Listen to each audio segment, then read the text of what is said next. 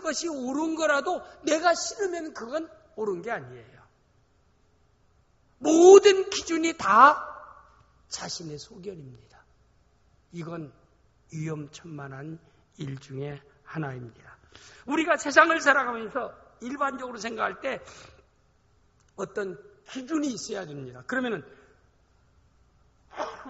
올바른 기준이 뭘까요? 우리 모든 삶에 세상 살아갈 때 올바른 어떤 기준이 있어야, 올바른 기준을 정할 때 무엇을 우리가 올바른 기준으로 삼아야 될까요?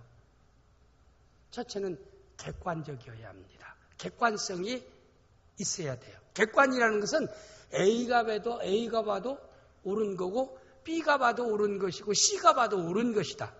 모든 사람이 그건 옳은 거야, 바른 길이야 라고 하는 것이 객관성입니다. 두 번째는 역사성입니다. 지난 과거의 모든 역사를 보니까 이런 일은 역사적으로 비춰봐도, 역사성을 가지고 비춰봐도 이것은 옳은 것이다.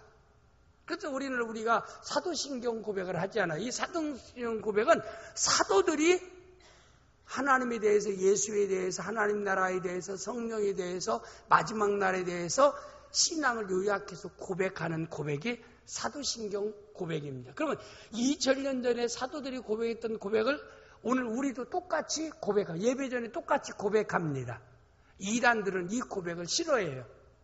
그러니까 우리 교회에서도 여러분 사도신경 하는 것을 할 때 그걸 안 하려고 하는 사람은 이단이라고 생각하면 돼요. 사도신경 안 하려고 하면은. 왜냐하면 이단들은 사도신경을 고백하면 이단이 될 수가 없어요. 사도신경은 우리의 올바른 신앙을 역사적으로 간단하게 감춰놓는 신앙 고백이 사도신경의 고백이에요. 그런데 이건 역사성이 있는 겁니다. 우리가 모든 인생은 하나의 사이클처럼요. 역사는 다 이렇게 수레바퀴처럼 돌아갑니다. 그래 역사적으로 볼 때 그 일은 옳다라고 인정할 수 있는 게 옳은 거예요. 세 번째는 저는 인격적이어야 한다. 인격성이어야 한다. 그건 누가 봐도 인격적으로, 그건 인격적, 비인격적인 게 비가정적, 비국가적, 비교회적, 비개인적인 일이 아닌 것. 도덕적으로, 윤리적으로 볼 때도 그것은 옳은 것이다. 다시 얘기하면 다른 사람에게 피해를 주는 일이 아니라 나와 다른 사람에게도 유익한 결과를 가져오는 것이다. 어떤 경쟁에서 내가 경쟁에서 이기는 거, 그래서 그 사람이 경쟁에서 떨어지는 건, 그건 경쟁에서 이기고 떨어지는 것은 이길 수밖에 없는 조건을 갖췄기 때문에 경쟁에서 이긴 겁니다. 그렇지 않아요? 어떤 일에 입찰을 할 때도 낙찰된 사람이 있고 떨어진 사람이 있고 그러잖아요. 그건 그것 가지고 내가 얘기하는 거예요. 내가 됨으로 이 사람이 낙찰돼 이 사람 피해 입은다. 그게 아니에요. 내가 하는 그 일을 통해서 다른 사람에게 해를 끼치는 일이라고 생각하면 그건 인격적으로 옳은 일이 아니다. 제가 언제 얘기했잖아요. 잠실 지역에 신방 갔는데 초신자입니다. 우리 교회 등록해서 제가 예배 끝난 뒤에 그래요. 목사님, 우리 남편이 하는 사업을 위해서 기도를 좀 세게 해달래요.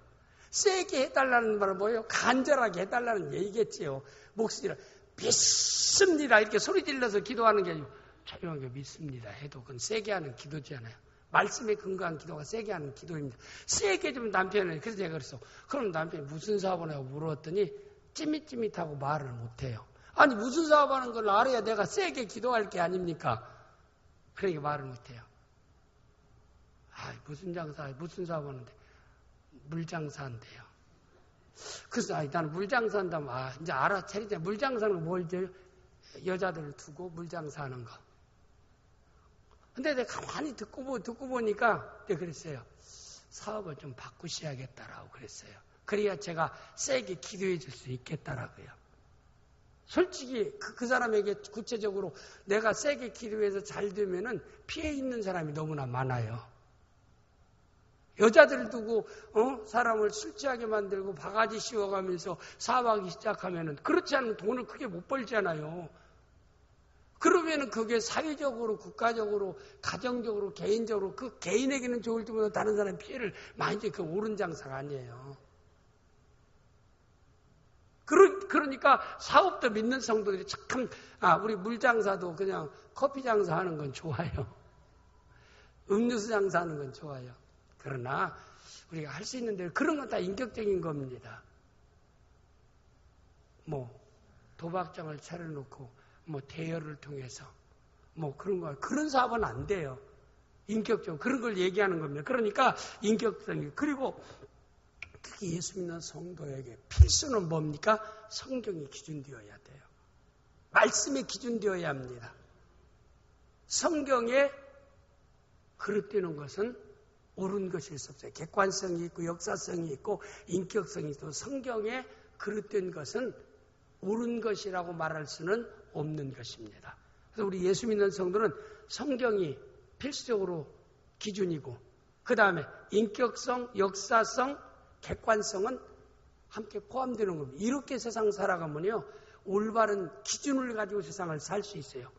어떤 목표를 세우고 진행하는 전 과정도 올바른 기준에 의해서 일을 진행하면은 좋은 결과를 이루게 되어지고 그 이루는 과정 가운데 힘들고 어려워도 좋은 결과를 가져오도록 되어 있습니다.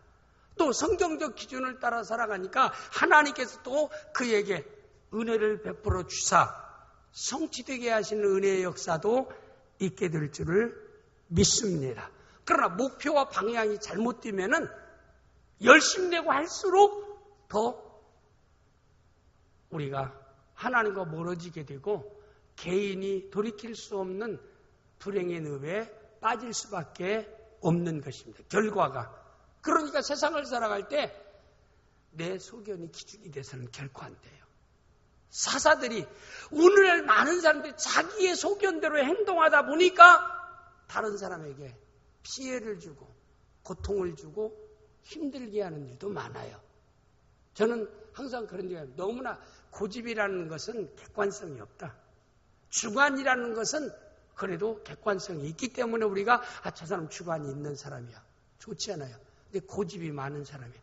자, 이 가정을 부부 생활할 때도 고집 많은 건 좋은 거 아닙니다. 낙원교회 우리 남편들이요, 아내들이요, 고집은 버리시기를 바랍니다. 뚜렷한 주관은 아까 기준된 객관성이나 역사성이나 인격성이나 성경 기준에 의해서 올바른 것 같으면은 그건 주장해야 되죠. 그게 사는 길이고 복받는 길이니까.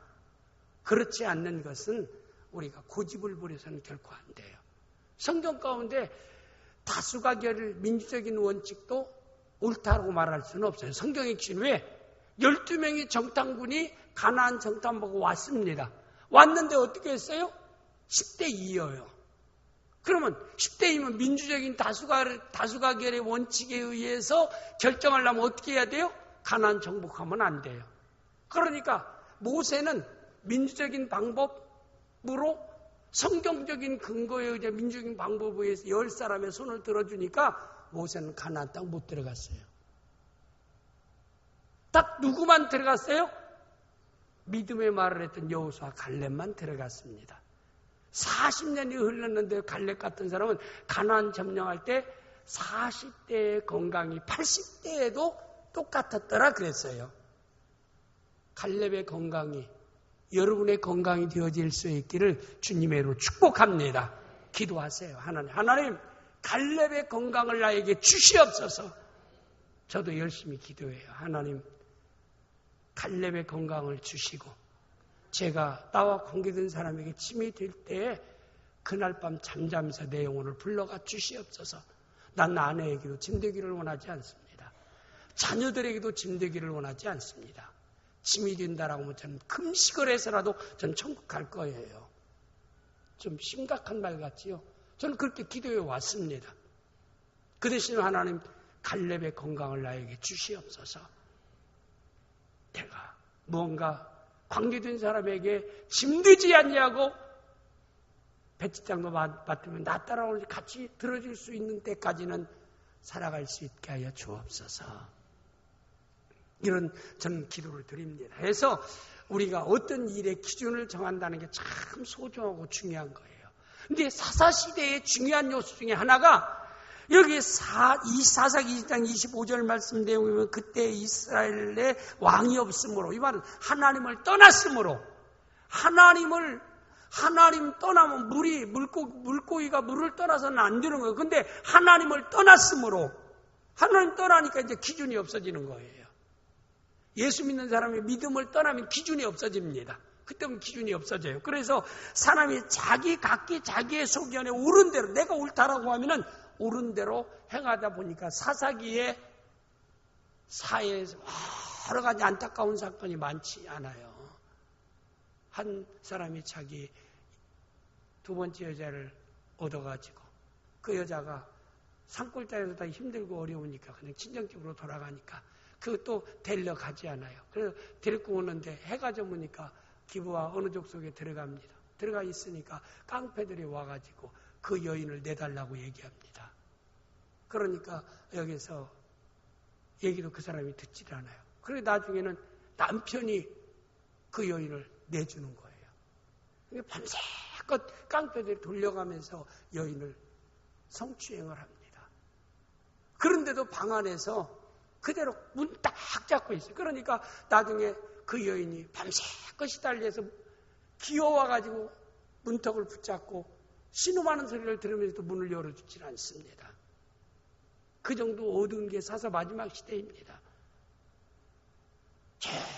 쪼개지고 먼동이 틀 때에서 깡패들이 갔는가 두려워서 못 나가다가 그때 문 열고 나가니까 문턱 있는 데서 이렇게 손을 탁 붙잡고 있어요. 그러니까 여인을 그 남자가 흔들면서 야 이제 집으로 돌아가자 보니까 죽어 있는 상태입니다. 그래서 그걸 말 한 장에 낙타해 그대로 죽은 여자를 태우고 자기 고향으로 가서 12지파에게 12토막을 내서 보냅니다.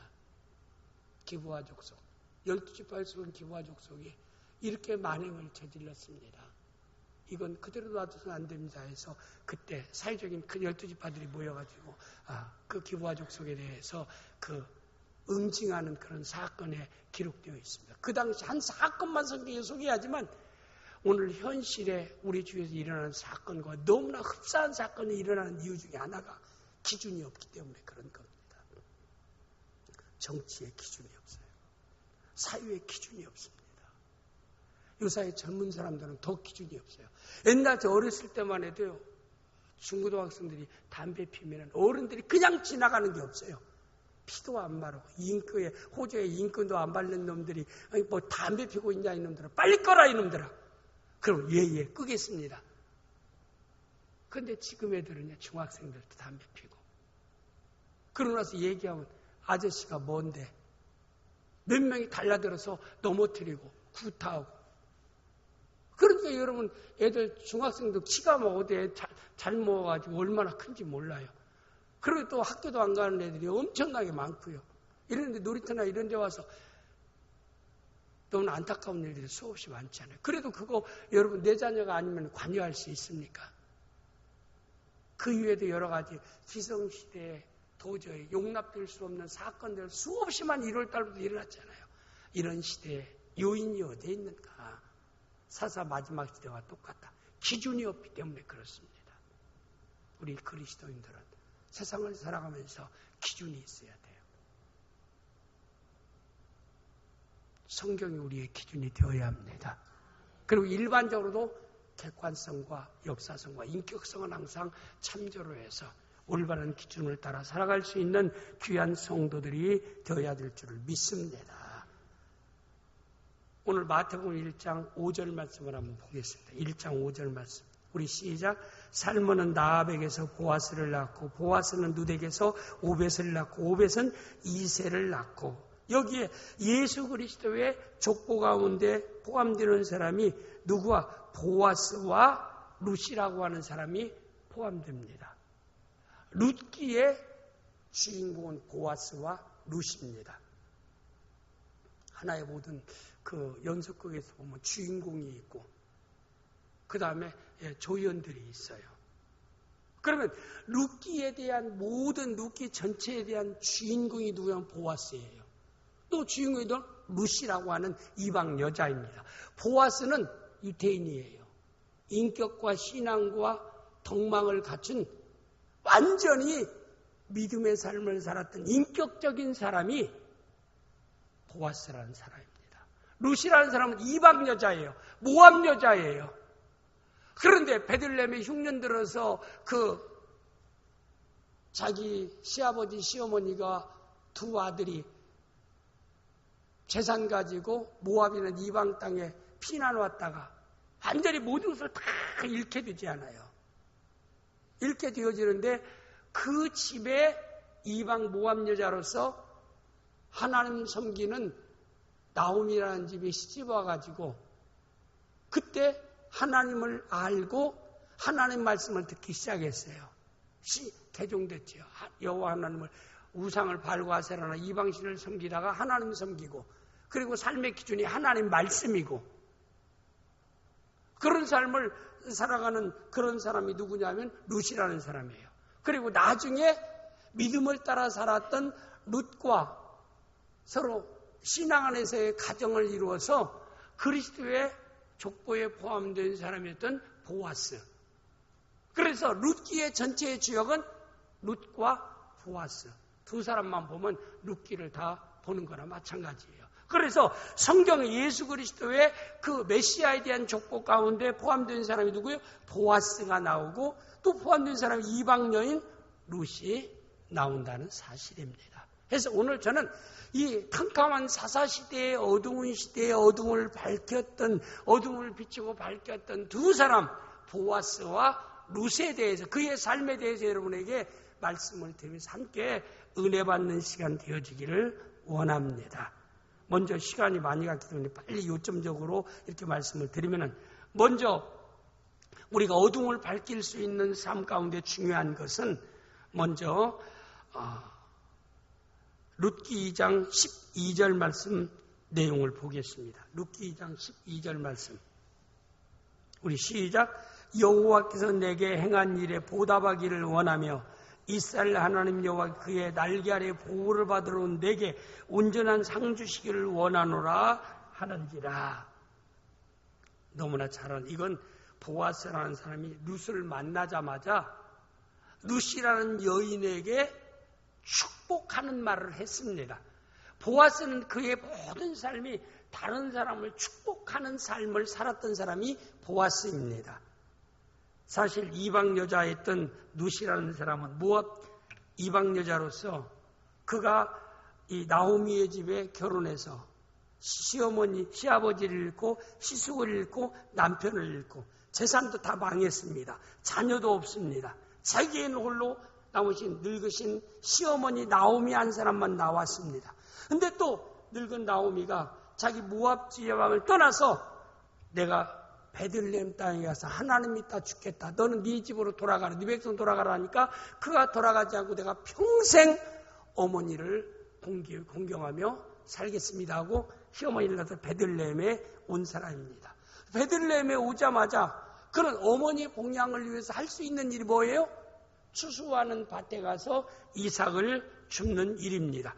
이삭 죽으러 나온 이 룻에 대한 소문을 많은 사람, 그 당시만 해도 2000년, 그 구약 시대니까 몇천 년 전이니까 그 당시에 베들레헴의 조그마한 동네에 이방 여자가 하나님 섬기기로 하고 그 하나님 말씀을 따라 살기로 해서 베들레헴까지 돌아왔기 때문에 그 여인에 대해서 아주 신상 공개가 다 됐어요. 요사이 그 국무총리 보면 청문회 하는 것처럼 아주 베들레헴 사람들이 저 룻이라는 여자가 어떤 여자인지 너무나 잘 알아요. 그런데 보아스라는 사람도 소식을 들어서 다 알고 있어요. 그래서 그를 만나자마자 그에게 보아스가 만나자마자 처음에 칭찬한 말이 뭐냐면 내가 행한 일에 여호와 하나님 보답해 주기를 원한다. 네가 하나님 선택한 것과 시어머니를 공경한 것, 네가 신앙을 선택하고 믿음의 길을 가는 너에게 온전한 상과 좋은 상으로 주실 것을 나는 너에게 기원한다. 그런 말을 합니다. 오늘 여러분과 저는 이 내용 가운데 꼭 기억해. 여러분이 어디에서나 어두움을 밝힐 수 있는 예수님이 마태복음 5장에서 너희는 세상에 빛이라, 마태복음 5장 14절에 너희는 세상에 빛이라 얘기한 대로 빛된 삶을 살아가면 어디에서나 다른 사람을 축복하는 이타적인 삶을 살아갈 수 있기를 주님의 이름으로 축복합니다. 거침돌이 아닌 디딤돌의 삶을 살아갈 수 있는 우리 낙원의 성도들이 되어질 수 있기를 주님의 이름으로 축복합니다. 보아스는 사람만 축복하는 삶을 살았습니다. 예수님께서도 말씀하시기를 마태복음 10장 12절 13절에 누구든지 만나거든 평안하기를 빌라 그랬어요.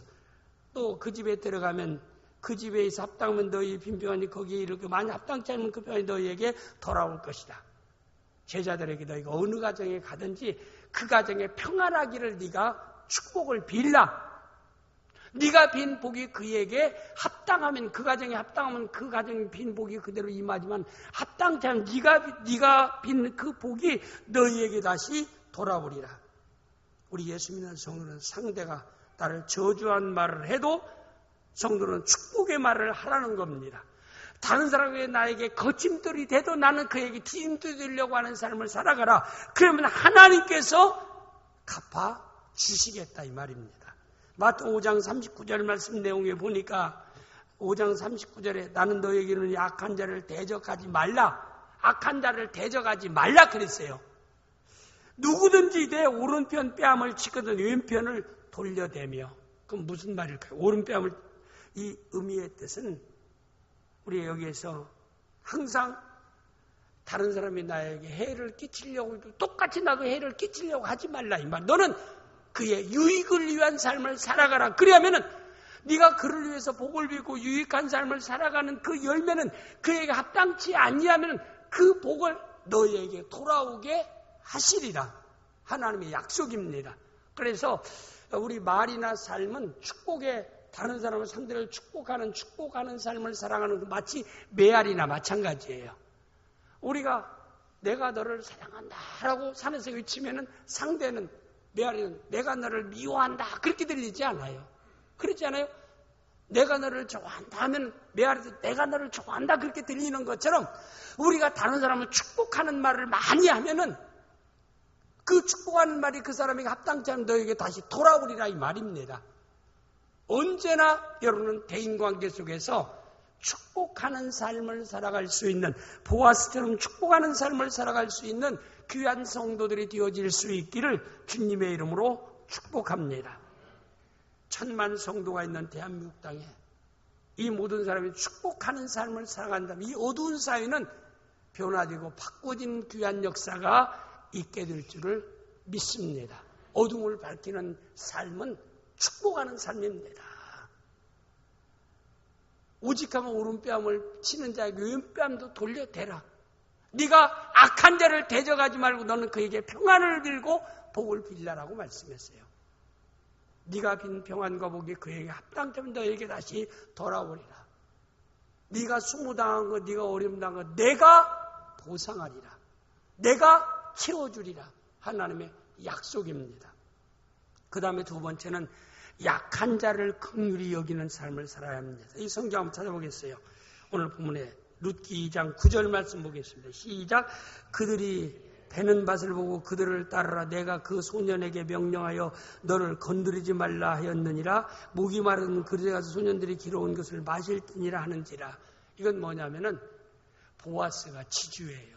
덕망도 있고 인격적으로 돼 있고 신앙도 있고 좋은 사람인데 그 나오미 집에 이방 여자 모압에서 온 이방 여자가 와서 생활하는데 자기 시어머니를 공경하기 위해서 추수밭에 보아스의 추수밭에 와서 이삭을 주우니까 그 여인에게 불러 다른 데 가지 말고 그가 땅을 많이 가지고 있어요. 그러니까 우리 추수하는 밭에서만 네가 이삭을 주워 가라.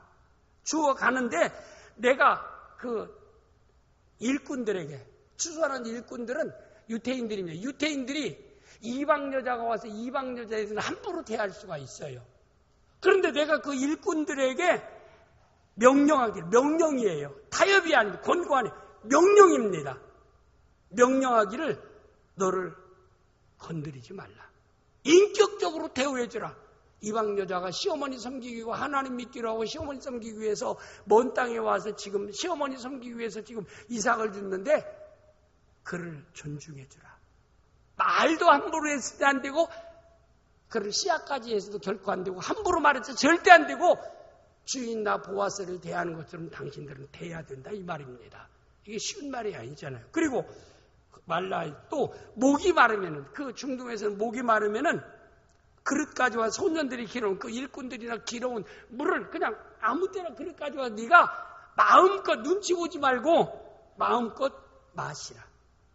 그냥 내가 물을 먹는 것처럼 자연스럽게 내가 주인이 물을 먹는 것처럼 당신은 지금 남의 집에서 이삭을 줍는 사람이라 할지라도 이삭 줍는 사람이라고 생각하지 말고 주인의 한 사람이고 주인 가족의 한 사람 같이 생각하고 가서 마음껏 목말리면 가서 눈치 보지 말고 마음껏 먹어라. 이미 내가 다 일하는 소년 모든 사람이 조치해 놓았느니라. 참 보아스가 멋있는 사람이잖아요. 지금은 그가 내 장차 아내가 되리라 그거 결정 안 됐을 때예요. 보아스가 장차 룻은 나의 아내가 되리라 그 결정 안 됐을 때예요. 그는 현재 아무 상관이 없는 상태입니다. 아무 마음이 어떤 계획이 없는 상태예요. 그는 믿음의 사람이에요. 보아스는 약한 사람에 대해서 배려하는 삶을 살았던 사람이라. 긍휼히 여길 자를 긍휼히 여기는 마음을 가졌어요. 여호와 하나님을 섬기는 믿음의 사람인 보아스가 그렇게 얘기하고 그 다음에 2장 14절 말씀 또 보겠어요. 시작. 식사할 때 보아스가 룻에게 이리로 와서 떡을 먹으며 내 떡 조각에 초를 찍으라 하므로 룻이 곡식 빼는 자 곁에 앉으니 그가 볶은 곡식을 위해 룻이 배불리 먹고 남았더라. 참 지금이사 음식 접대하고 배불리 먹는 게 중요하지 않지만 제가 어렸을 때만 해도요 정말 소원이 뭐예요? 배 터지게 먹고 싶다. 이러면 얘들 이해가 안 돼요. 고기는요 하얀 쌀밥에 고기는 딱 1년에 2번 먹어요. 생일 때하고 고유명절 때. 그때는 참 그 당시 밥만 해도요 그릇 밑에 있는 것보다도 위에 이렇게 참 옛날 어머니들은 어떻게 이렇게 기술 좋게 잘 쌌나 몰라요. 그래서 내가 가만히 생각해 왜 그렇게 많이 쌌을까라고 생각하면 옛날 담원이요 낮아요. 높게 안 쳤어요. 왜냐하면 밥 먹을 때 딴 사람이 이렇게 보기 지나가는 사람을 같이 먹게 합니다. 불러서. 그래가지고 이렇게 높이 싸니까 위에서 덜어질 수가 있어요. 그래서 많이 나누면서 살아라고 이렇게 같이 나누어 먹으라고 해서 이렇게 많이 푸지 않았나 생각돼요. 위에 올라온 게 더 많거든요. 그런데 여기에서 그렇게 힘들고 어려운데 여기에 좋은 음식을 사실 일꾼도 아니고 뒤에 이삭 죽으러 온 이방 여자인데도 똑같이 귀한 손님처럼 식사에 당당하게 앉아서 맛있는 거 같이 나누며 먹고 얼마나 배불리 먹고도 남았더라. 그렇게 약한 굶주린 사람, 힘없는 사람을 배려하는 삶을 살았던 사람이 보아스였더라 라고 하는 것을 여기서 말씀하고 있어요. 그 다음에 룻기 2장 16절 말씀 또 보겠어요. 시작. 또 그를 위하여 곡식 다발에서 조금씩 뽑아 버려서 그에게 죽게 하고 꾸짖지 말라 하니라. 식은 지나치잖아요. 일꾼들을 불러놓고 다발을 이렇게 묶을 때 그건 다 묶지 말라. 그냥 뽑아가지고 던져줘라. 이삭은 떨어진 거 하나하나 주어로 다니하는데 이건 그냥 담아있는 다발에서 뽑아가지고 좋은 걸 알곡을 뽑아서 그냥 이렇게 던져주라. 이 말이 쉽게 이삭을 주도록 해줘라. 이런 건 뭐예요? 보아스는 믿음의 사람에 대한 하나의 그 스탠다드. 믿음의 삶은 이런 삶을 살아야지 어두운 세상을 밖에 비치는 삶을 살아가려면 이런 긍휼히 여길 자를 긍휼히 여기는 삶을 살아가는 성도가 되어야 된다 이 말입니다. 여러분 약한 자 앞에서 강한 자로 군림하지 말기를 바랍니다. 차라리 강한 자 앞에서 강하게 부딪히세요. 약한 자 앞에서 강한 자로서 행사하지 마시기 바랍니다. 옆 사람한테 약한 자에게 강한 자로 행사하지 맙시다. 네. 더 나아져서 섬깁시다. 낮아져서 아니라 낮아져서 섬깁시다. 내가 더 낮아져서 섬깁시다. 여러분이요. 하나님이 베풀 수 있는 위치에 줬다는 게 얼마나 복입니까? 나눌 수 있는 입장에 서 있다는 게 얼마나 복이에요. 저는 하나님께 감사해 주여. 우리 친구 목사들이나 동료 목사들이 내가 섬김의 자리에 쓰게 하여 주옵소서. 그건 뭐예요? 식사값 내가 내게 하시고 차값도 내가 내게 하시고 사우나 값도 내가 내게 하시고 접대하는 값도 내가 내게 하여 주옵소서. 그래 이제 나만 가면 사람들이 좋아해요. 젊은 사람들도 좋아해요. 왜? 젊은 사람들이 나이 든 사람 좋아할 이유는 없어요. 벌써 세대 차이가 나니까. 그런데도 좋아하는 것은 젊은 사람들은 쓸 줄을 몰라. 그러니까 누가 돈 아깝지 않냐는 사람이 누가 있어요. 화장실 가고 싶어도 못 일어나는 거예요. 왜? 계산해야 되니까. 근데 저는 자유롭게 미리 화장실 간다고 나와갖고 카운터에서 계산하고 가서 앉아요. 그럼 사람들이 가만히 보면 안 일어나요. 왜? 먼저 일어나면 그걸 계산해야 하니까. 목사들 모이면 사실 같이 돈 것도 하자는 일이 없거든요. 누군가 한 사람이 접대를. 근데 그때는 하나님 제가 복을 심게 하심을 감사합니다. 믿음으로 심는 거니까. 거두게 하실 분은 누구예요? 하나님이십니다. 근데 오늘 또 어떤 사람은 바가지 씌우니까 참 음식이 맛있더라. 그런 사람이 있어요. 그러나 바가지 씌어진 사람은 정말 기쁜 거예요. 내가 오늘 또 섬길 수 있는 여건을 주셨다는 거. 없으면 못 섬기잖아요. 저는 나홀교회 목사된 게 감사해요. 그래 때로는 이제 일부는 제가 재연구에 청구도 하고, 근데 적은 돈은 청구하지 않고 조금 많이 접대한 건 청구하고, 우리 박동훈 집사님도 계시고 재연구 계시지만, 그러게 제가 참 섬기는데, 그건 제가 섬기면은 제가 섬길 수 있는 여건을 주기 위해서 누가 하나님이 누구에게 성도에게 복 주신다 이 말입니다. 복을 내가 경제력만 얘기하는 게 아니라 경제력도 복이에요. 그렇지 않아요? 남을 섬길 수 없는 안타까운 가운데 살아보세요. 전 세상 살면서 경제적으로 어려운 것도 안타까운 거예요. 어려운 사람을 내가 어떤 어려움을 담당할 수 있는 위치에 쓴다는 게 얼마나 복인데. 그러니까 오늘 내가 바가지 있었다, 저거 안 만났는데 오늘 재수없이 만나고 그랬다, 그런 데 가지 마시고 오늘 내가 하나님 복을 심게 하심을 감사합니다. 기왕에 쓴 건 즐겁게 받아들일 수 있기를 바랍니다. 그게 좋지 않아요? 저의 철학이 그렇습니다. 저는 아주 세상 떠날 때까지 그렇게 살기를 원해요. 저 만나면 내가 밥값 내게 하여 주옵소서. 이제 거의 다. 그래서 저는 우리 부흥사 목사들이나 총회 목사나 노인 목사 소문났어요. 섬기는 거 잘하는 거. 근데 교회 치면서부터는 조금 제가 이제 옛날 같이 뭐 그렇게 좀 단위가 좀 적어졌어요. 옛날에는 아무거나 시켜. 그런데 지금은 그렇게 못해요. 제가 일본에 그 신학교 강의를 하고 그 지휘 사경이 대학하는 신학교, 일본 신학교에 가기 위해서 총신대 교수들하고 목사님들하고 같이 갔어요. 갔는데 뷔페 식당에 갔어요. 스시집에 갔어요. 근데 보니까 스시집에 가니까 그릇대로 가격이 달라요. 금그릇, 노란 금그릇에 담은 스시는 비싸고요. 그 다음에 이런 사기 파란 그릇이나 검은 그릇에 담은 것은 싸고 해서 5가지가 있는 그릇이 막 너무나 달라요. 이거 금그릇으로 먹는 건 맛이 그만큼 좋겠지요. 스시 먹을 때 맛이 좋겠잖아요. 고급 스시집 가보셨지요. 얼마나 맛있겠습니까? 그런데 이거 아무리 생각해도 내가 오늘 내야 할 것 같은데 이거 큰일 났더라고요. 한 7명 정도가 딱 참석인데 이거 잘못하면 몇백만 원 나오고, 일본에 몇백만 원, 한 정말 200~300만 원 나오겠더라고요. 우리 성도님 일본 가이드도 계시지만 꼭 누구라고 말하진 않지만 이거 최고 고급 스시집에 딱 갔는데 7명이 딱 갔는데 눈이 휘둥 거예요. 오늘 내가 나는데 큰일 났다 생각돼요. 그래서 쭉 이렇게 돌아갈 때 그때 거기서 일어났어요. 오늘은 누구를 접대하는 사람을 기도하지 말고 거기 나이 많은 사람한테 오늘 먹는 각자 계산하는 것으로 합시다. 내가 그랬어요. 각자 자기 앞에 먹은 건 자기 시키는 자기 앞에 올려놨다가 계산대 개인적으로 이렇게 돈 내고 갑시다. 그랬어요. 근데 내 마음은 내가 접대해야지라고 정했는데 내가 접대해야지면 다 금그릇 거 다 먹을 것 같아서 기왕에 먹을 뻔은 좋은 거 먹지. 일본에 와서 스시 고급스럽고 좋은 거 먹고 고급 스시집에 왔는데 그럴 때 한번 사실 바가지 씌우는데 쓰는 사람 신경 안 써요. 먹는 사람은요 어떤 때는 참 양통머리 없고 참 얌치 없는 사람들, 그런 사람들도 있어요. 꼭 그러지 않아요. 꼭 그거.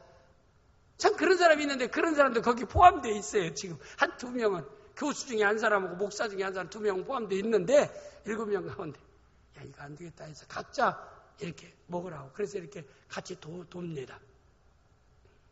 근데 먹는 걸 가만히 보니까요 다 싼 것만 먹어요. 야 그릇 보니까 각자 내기로 하니까 나중에 그릇 보니까 골드는 저도 먹고 싶어도 못 먹는데 혼자 갔으면 먹었는데 여러 명이 갔는데 나 혼자만 먹을 수는 없잖아요. 이제 내가 오늘 계산체를 다 해야 하는데 그러다 보니까 골드에 대한 접시는 하나도 없고 싼 그릇만 야, 일본 사람들은요 얘기해가면서 많이 먹어야 접시 2개, 3개 이상은 안 먹어요. 일본 사람들 왜 이렇게 위가 적은가 먹는 게 이렇게 먹는 것도 복스럽게 먹지를 않아요. 어떻게 이렇게 먹는 것도 말이고 한국 사람들 막 그냥 굶어서 며칠 굶은 사람 같이 막 먹기 시작하면 스시를 그렇게 먹으면 안 되거든요. 딱 2점씩 나오는데 이렇게 먹고 이렇게 먹으면 뭐 말해가면서 먹어야 배에 어느 정도 포만감을 갖고 적게 먹는데 느끼려면 15분이 지나야만이 머릿속에서 뇌에서 느껴서 배부른 포만감을 느끼는데 15분 안에 배를 다 채워버려요. 나중에 나 이거 배 터져 죽겠다 그러거든요. 한국 사람들이 너무나 급히 빨리빨리 먹으니까. 그러니까 외국 가면 사람들이 자꾸만 빨리빨리 오세요. 빨리빨리 오세요. 어디 그 아시아 지역 딱 가면 한국 사람은 빨리빨리 오세요. 빨리빨리 오세요. 빨리빨리 말을 알아요. 한국 사람들한테. 그런데 그게 딱 먹는 거니까 다 그렇게 남았더라고요. 이제 보통 17개, 18개까지도 먹어요. 접시 17개, 18개. 얼마나 많이 먹었어요. 이렇게 싸놓는 거예요. 야 스시를 먹는데. 그래도 나중에 제가 가만히 일어나서 빨리 계산하고 나서 제가 오늘 계산하면 카드를 딱 주면서 계산하고 우리 사람들이 아이고 오 목사가 살 것 같으면 좀 맛있는 걸 먹을 걸. 근데 제가 하는 얘기는 할 수 있으면 뭐 제가 잘한다라고 얘기하는 게 아니라 저는 하나님께 감사한 것은 그래도 정말 한 인생을 살아갈 때 이렇게 어디에서 무시당하도록 살지 않게 하셨어요. 저도 힘들고 교회 개척해서 오늘까지 힘들고 어려운 삶을 살았지만은 그렇게 다른 사람으로부터 무시당하고 서름당하는 삶을 살도록 하나님이 안 하셨어요. 그 이유는 첫째는 하나님의 은혜요, 두 번째는 좋은 낙원교회 성도들을 만난 결과인 줄을 믿습니다. 먼저 하나님께 감사하고 여러분에게 감사합니다. 진짜입니다. 진짜. 젊은 사람들은 진짜인데 진짜예요. 하나님께 감사하고 여러분에게 감사합니다. 여러분 하나님께 축복받아서 우리 낙원교회 성도들은 섬기며 살아갈 수 있기를 바랍니다. 섬기는 건 반드시 하나님이 채워주신다라고 하고 있어요. 여기에서 보아스는 이렇게 항상 약한 사람을 배려하는 삶, 이렇게 섬기는 삶, 긍휼히 여기는 삶을 그가 살았다라고 하는 것을 여기서 우리에게 말씀하고 있는 것입니다. 마태복음 5장 7절에서도 이미 예수님이 산상보훈에서 긍휼히 여긴 자는 복이나 그들이 긍휼히 여김을 받을 것이며, 긍휼히 여기는 건 뭐예요?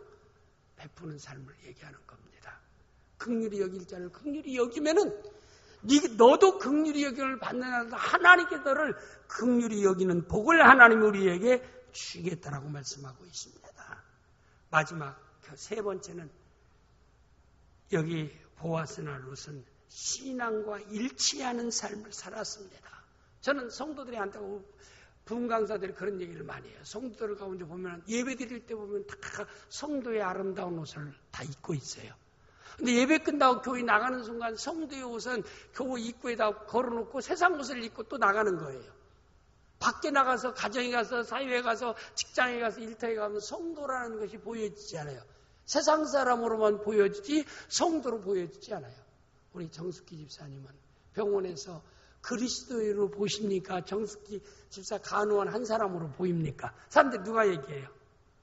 본인이 말은 못하겠지. 그래서 제가 볼 때는 저분은 크리스찬이다, 성도다, 그렇게 보일 것 같아요, 제가.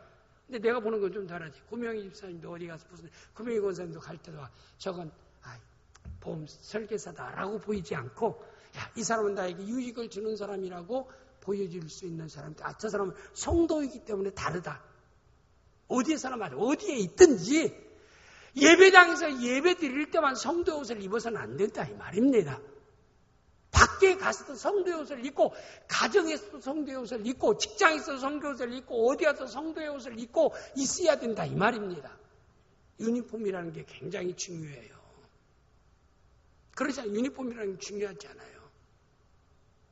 저는 유니폼이라는 게 우리 학생들이 교복이라는 것도 중요한 거예요. 자유복을 입으면 학생 같지 않을 거예요. 교복을 입으면 학생이라는 걸 좀 더 나타내는 것처럼 성도는 성도의 그리스도의 옷을 입고 살아가는 성도들이 되어야 될 줄 믿습니다. 그래서 신앙과 생활이랑 일치해야 돼요.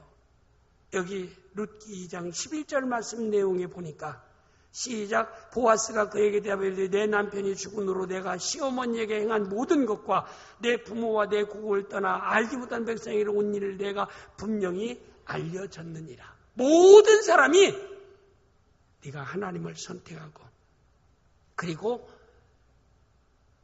연로하신 시어머니를 끝까지 봉양하는 그 모든 것을 다 기억하고 있노라. 룻기 1장 16절 17절 말씀이 룻이 고백입니다. 시작. 룻이 이르되 내게 어머니를 떠나며 어머니를 따르지 말고 돌아가라. 강권하지 마옵소서. 어머니께서 가시는 곳에 나도 가고 어머니가 머무는 곳 나도 머물겠나이다. 어머니의 백성이 나의 백성이 되고 어머니의 하나님이 나의 하나님이 되시리라. 그런 믿음의 고백을 끝까지 실천했던 사람이 룻입니다. 그리고 믿음의 삶을 끝까지 살았던 사람이 보아스입니다. 야고보서 2장에 믿음이 있노라고 행하였으면 그 믿음은 죽은 믿음이라고 얘기했습니다. 세상이 아무리 어두워도요, 우리는 너희는 세상의 빛이라고 얘기한 대로 어두운 세상에 빛된 삶을 살아갈 수 있는, 어둠을 밝혀낼 수 있는 나온 교회 성도들이 되어질 수 있기를 주님의 이름으로 축복합니다. 그 일을 위해서는 믿음과 행함이 일치해야 한다. 신앙과 삶이 일치하는 삶을 살아야 된다. 말은 청산유수처럼 믿음이 말을 하면 행동하는 것은 불신앙적인 삶을 살아가는 성도한테는 결코 안 된다라고 하는 것을 보아스를 통해서 룻을 통해서 우리에게 말씀해주고 있습니다.